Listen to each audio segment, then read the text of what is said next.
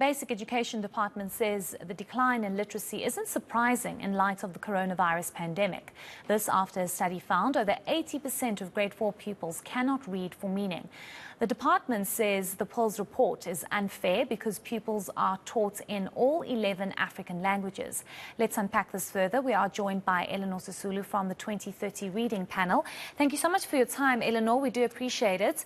I must say that it wasn't surprising at all to hear how the department basically defended the decline in literacy levels, especially amongst grade 4s, saying that it's due to the COVID-19 pandemic. What are your thoughts on this? Do you think that the pandemic really pushed back learning and teaching so much that grade 4s cannot read and read for comprehension, rather? Yes, the recent 2030 reading panel report showed that there was a decline as a result of the pandemic. There had been improvements since the 2016 polls, but the pandemic definitely did. But that's not the only reason. And I think we need to look, there's a long history. These statistics are too high. When you consider the amount of money that's spent on education, we shouldn't be having statistics like these.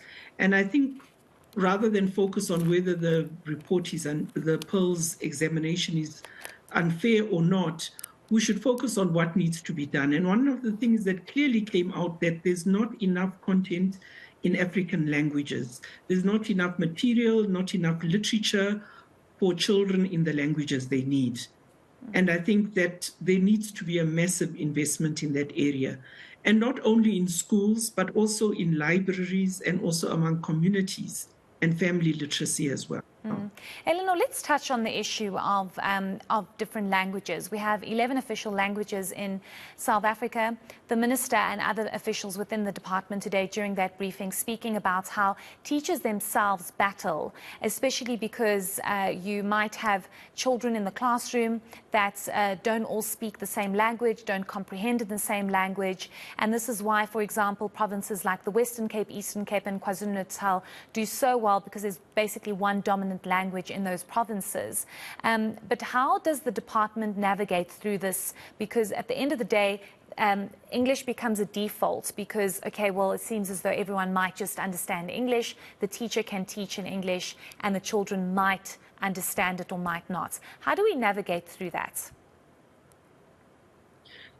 I think we have to, as part of the reading issue, is to counter the marginalization of indigenous languages.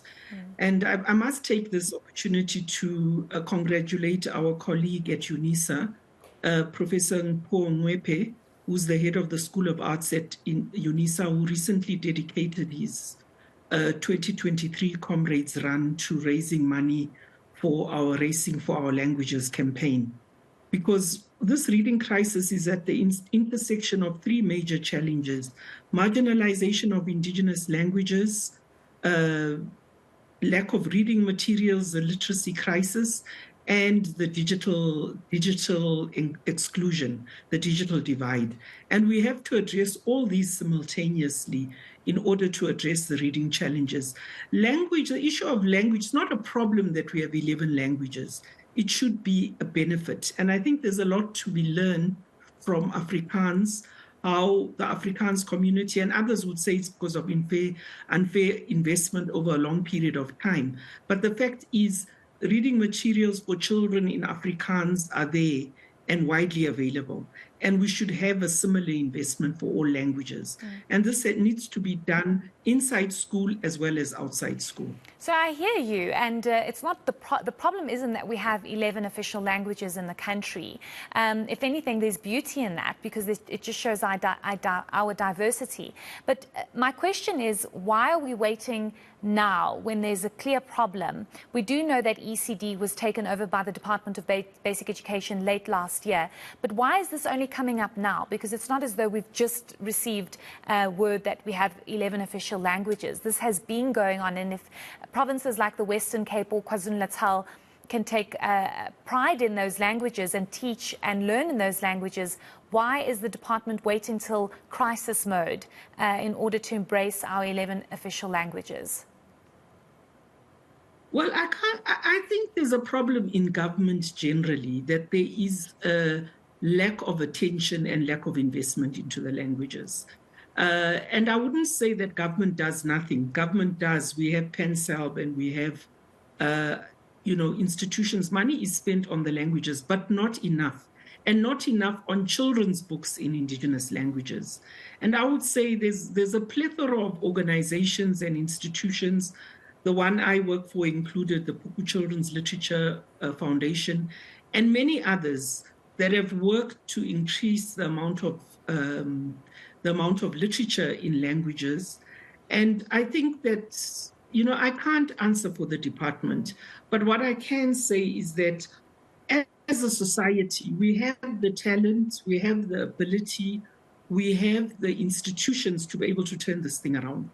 And I think that we need to look at we need to just invest and pay people who are working in literacy. I think the literacy sector is struggling, and this is another thing. We don't have the South African Book Fair anymore. We used to have the Cape Town Book Fair. We don't have it. The South African Book Development Foundation has had to close down through lack of funding. So I think there's ways. I don't think it's that government hasn't been doing anything or has not been conscious, but I don't think things have been done efficiently and organized enough to address the issue as it should be.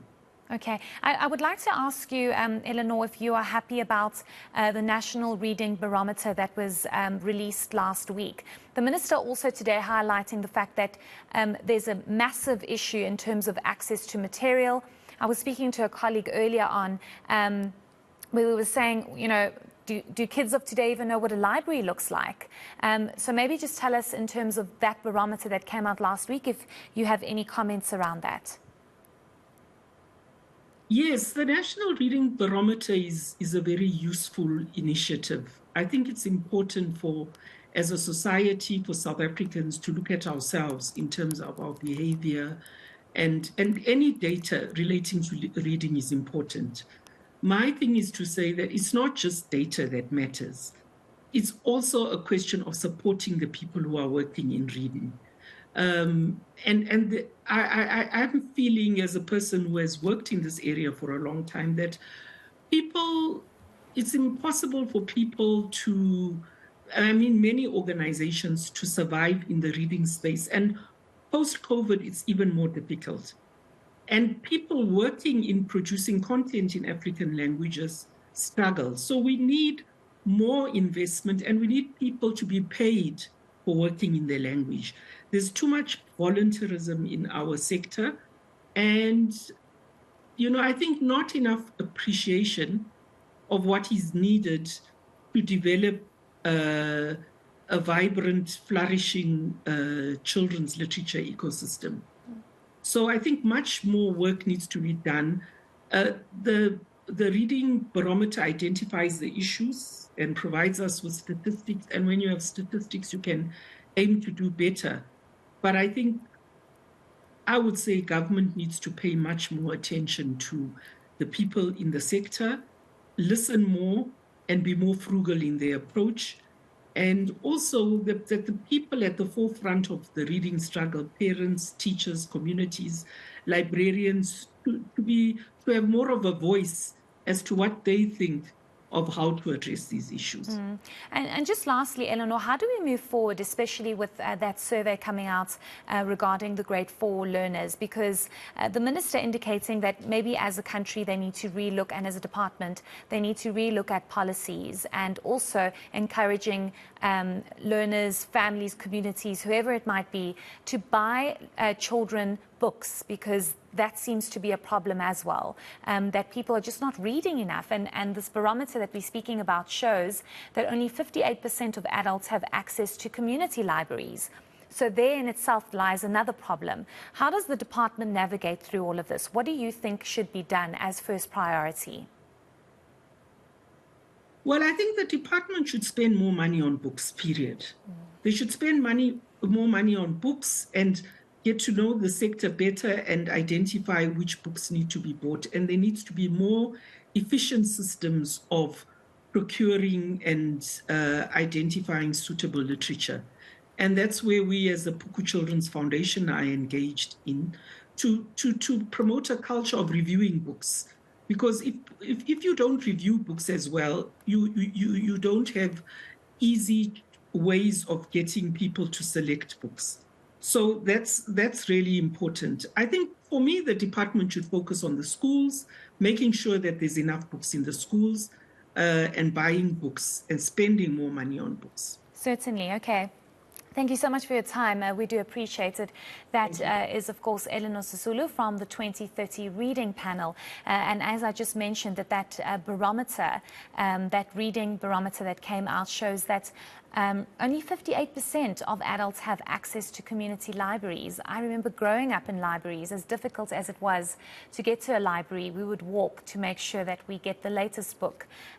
So hopefully the department also understands the importance of having these libraries in communities and having that material in all our 11 official languages.